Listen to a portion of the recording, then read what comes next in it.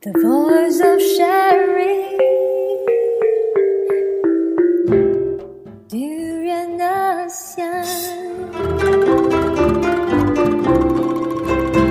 Hi, this is your host Arlene at the Durian Heat, where we discuss critical issues from Southeast Asia. Today, we are going to talk about the freedom to laugh, on political cartoons and the importance of freedom of expression. When we talk about cartoons, we would almost always refer to kids' cartoons, such as Doraemon, Snoopy, and Pokemon. But cartoons offer more than just childhood entertainment. Cartoons can serve as a political bandwagon, in this case, creating greater awareness of one's political environment. Laughter is the best medicine, no doubt about that, but it is hard to be angry at political humor, mainly because it is meant to make a person laugh and reflect at the ironies of one's political view. I will be speaking to Zunar, a well-known political cartoonist who has spent his life drawing controversial cartoons depicting Malaysia's politics and politicians. Zunar has been on the authorities' watch list that he has been charged with numerous seditious offences. If the combined sentences are to be carried out, he would be serving his prison sentences for more than 40 years. Yet, he has never stopped drawing and has since won numerous human rights awards globally for his work in defending freedom of expression. In this segment, my co-host Grace and I will be speaking with Zunar on his latest project on laughter to the people and his controversial career as a political cartoonist. The Durian Heat, bringing big ideas and critical opinions in Southeast Asia. What really hit me was not only you're the political cartoonist, but you have your own slogan. How can I be neutral if my pen has a stand? It has a lot of hidden messages. So what do you define by neutral in this case? First of all, for me, when we face a crisis, a moral crisis, a political crisis, or any crisis, there is no way to stay neutral. Mm-hmm. So some people say many people say that you need to stay neutral. You need to cannot be biased. For me, this is just escapism.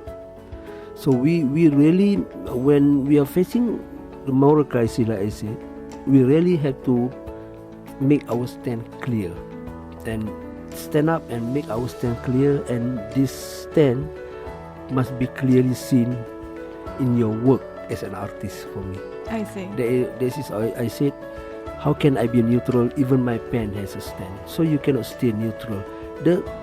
But we need to understand that I make a very simple analogy. When we are standing at the bus stop, if I standing at the bus stop, then beside me a lady with handbag, then come a snatcher, snatch the bag in front of me. Do I stay neutral? That's true. Yeah, you do need to you need put to a stand. Put a stand, make our stand clear and react. You stay neutral. Stay neutral during that time. It means that you are supporting the snatcher. Mm-hmm. So the same thing in the current political situation in Malaysia or in anywhere in the world. If you stay neutral, that means you are helping a regime to be more powerful and to stay longer in power. So inaction is an action on its own, Yeah. in other words. But you are a cartoonist. When we talk about cartoonists, Right. Seldom time we actually talk about politics. Usually cartoonists would be someone who just, pen about things that happen on the daily lives, on the daily basis. But why you are particularly interested on making a stand, especially making a political stand? Actually, we really need to understand that there is no difference between political and normal life. So some people said, "Oh, we don't like politics." Actually, this is what you do every day. What politicians do will affect us. You have to understand that. So, let us say we are fight for someone who been in jail for for in Malaysia, like you say, they have Sedition Act. Where someone write a blog and writer been sent to jail or charged by Sedition Act. So we come and fight against. We say no. This is totally not right, and the government cannot do this. We become very vocal. Is that a political issue? No, this is freedom of expression. And also other thing also, when we say about the price increase of toll, of petrol, is that a political issue? No, that is not political issue. That is our issue, people's issue. That's why people have to pay that. In the politicians, sometimes they don't pay toll. I see. Actually, we are the one who pay toll. So we cannot say that. So we have to make ourselves clear that when it's not necessarily become a political when politicians do it, because they are the one who decide what to do, and they have a power to do what they want to do with our money. Yeah, that's true. So that's why this is not about. For me, it's very, very, very important to be vocal and to be critical. I want to tell the truth. In the past, have you always been like this in your career as a cartoonist? Yeah, I but not as political as this. Well, I mean, it's not that now I my philosophy in this is philosophy of cartooning. We said before, but this is philosophy of how you present your cartoon. My slogan is, why pinch when you can punch? so this is how you present it, But this is recent. Previously, of course, when now I'm lucky we have internet. I can publish my work.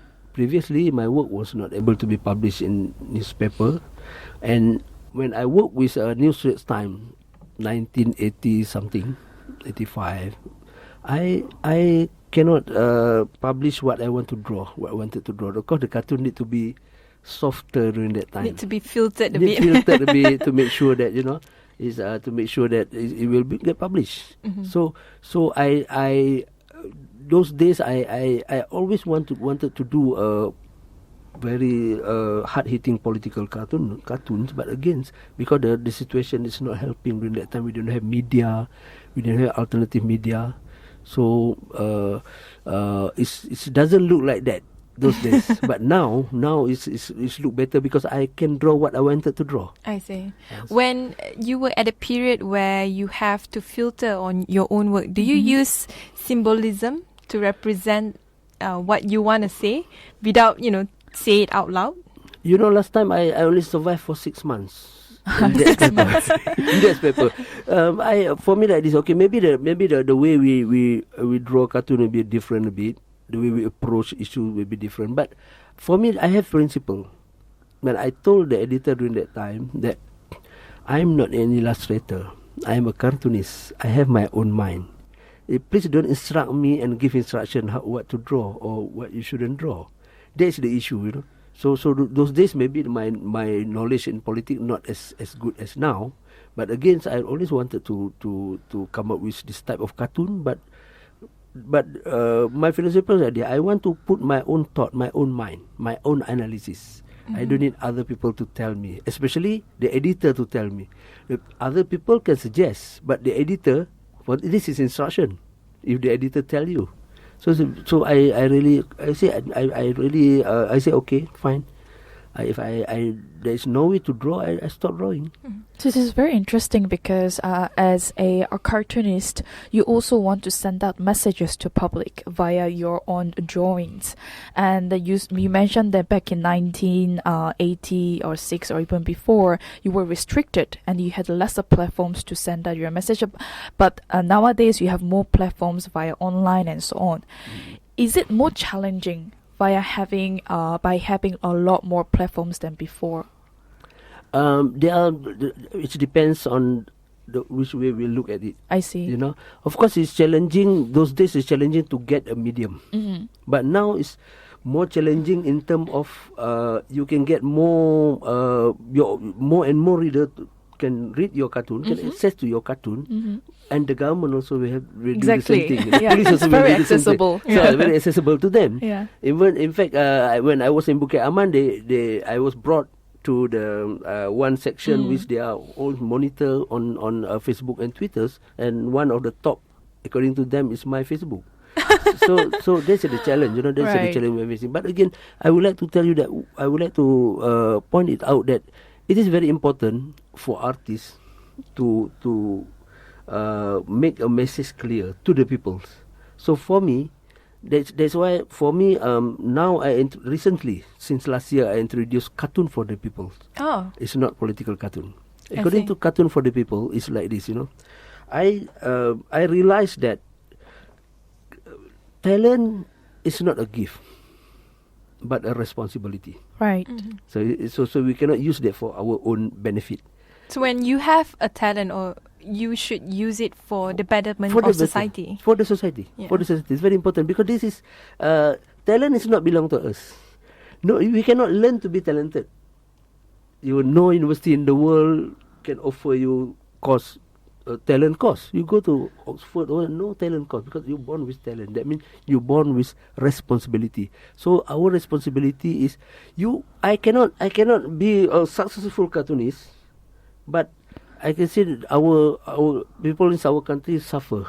I cannot have that. For me, need to I need to really to carry out their voice through my cartoon.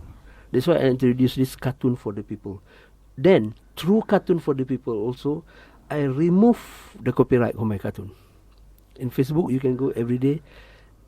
Just go and share. No need to ask permission from me. There's no copyright. Yeah, because Right. this belong to you. This belong to you. Please, if you share more, I'll be more than happy. Which website is that?